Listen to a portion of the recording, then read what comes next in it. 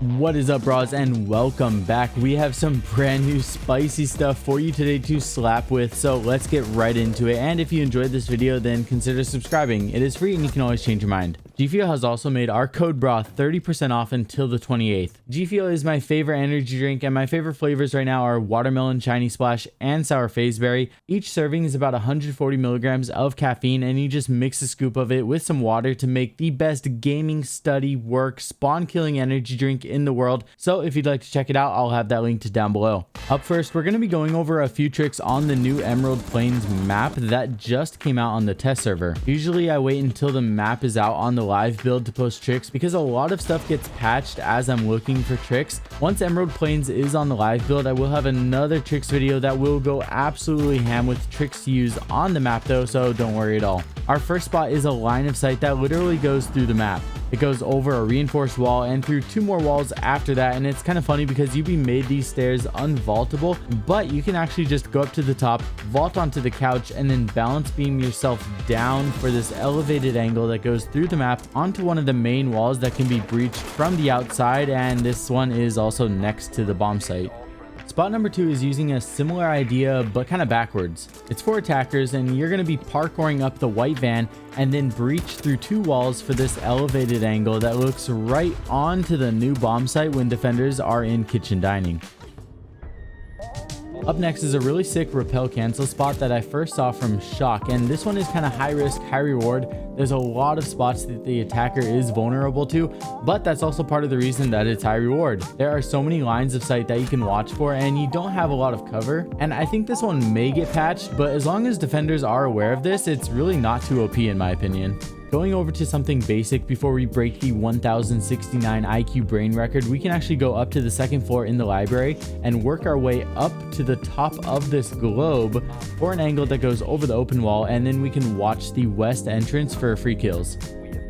Now going to the bigger brain power. If you're playing Azami, you can stand on the northwest side of the globe to get the correct height elevation, line your crosshairs up so that the bottom line of your crosshairs on the chair, do a 180, throw an Azami barrier on the top of the half wall, which creates this vault prompt, and then vault over and land on the planter on the other side. Hope you got all of that. You can literally watch any angle from up here, whether it's a random entrance on the second floor to even the main open area that's below you. You can literally run to the hanging balls and kill someone from hanging balls on this map. And now that I've said it, I don't think that that is a sentence that anyone on this planet has ever said. I really hope Baby Brah never watches this video.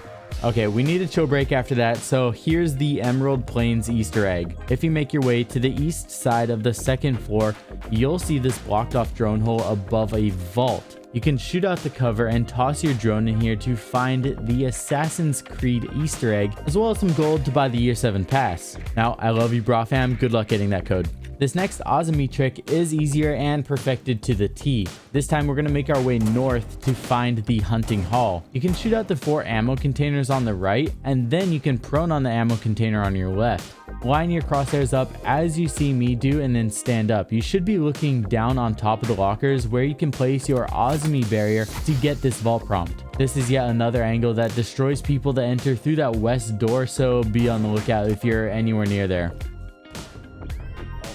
Jumping over to Villa, we have the new best hiding spot in all of Siege. You can use the same Azami trick to create this vault prompt in Mudroom and then snake your way inside of this dresser, which is one of the last ones remaining in all of Siege that doesn't have that indestructible wood inside of it. I don't think Ubisoft expected anyone to get inside of this dresser. Make sure you shoot out the cabinet a few times so that you don't smack your forehead when you're trying to vault up on top of the couch initially. And the dresser can be shot out with any gun, but it is going to be easier if you bring the shotgun.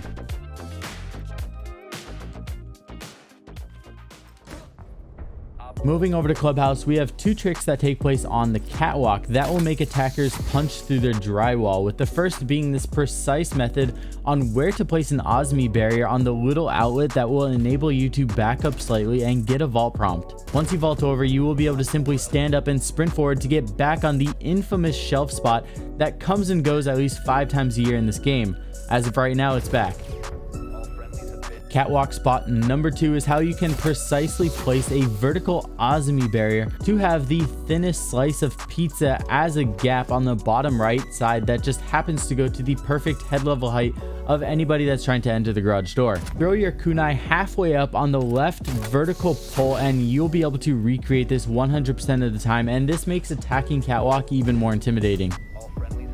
Now, if you're still listening to me right now, I am so glad that you stuck around, because what you are about to see is a whole new take on how you can use Azami barriers and how you can make literal ramps on these generator machines that you find all around siege maps. Spot number 1 is in blue on Clubhouse, and all you need to do is throw your kunai left and center on the flat surface of where the lock is. When done correctly, you create a literal ramp that you can run up and get a vault prompt on. Like I said, this is a whole new take on how you can use Azami, and you're going to be creating new angles and lines of sight that nobody has ever died to. This particular one, you can even see over the new elevated boxes in Armory and take people that are pushing dirt. Spot number 2 is on Outback, where you'll find the same type of machine but with different colors. Place your kunai on the same way next to the lock and you'll have the same style of ramp to run up and get a vault prompt on.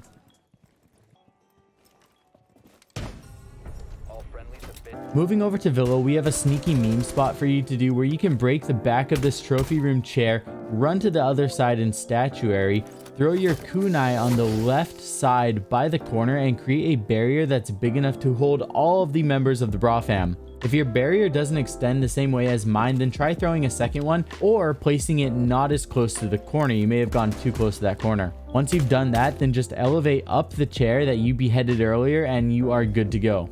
Now, if you thought we were done, you are mistaken. Now we're going to be going over to Geisha on Skyscraper and creating a new vault prompt to get on the center boxes. This one is easiest if you look at the same spot as I do for the vault prompt, so feel free to pause the video if needed. Overall, it's really simple, and even though you're kind of in the open, it's just not something that anybody expects right now.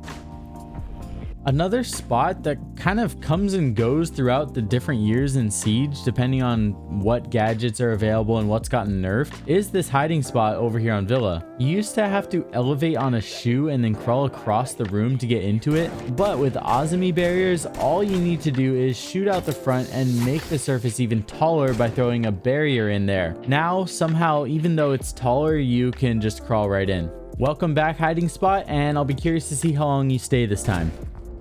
Now, my brain kind of hurts from all the Azami barriers that we've been doing in this video, so here's one with the Goyo rework and how you can create this insane head level bulletproof pixel on border. If you're having trouble placing this canister down, then try holding it as you go up the PC monitor and then move slightly to the right for the option to place.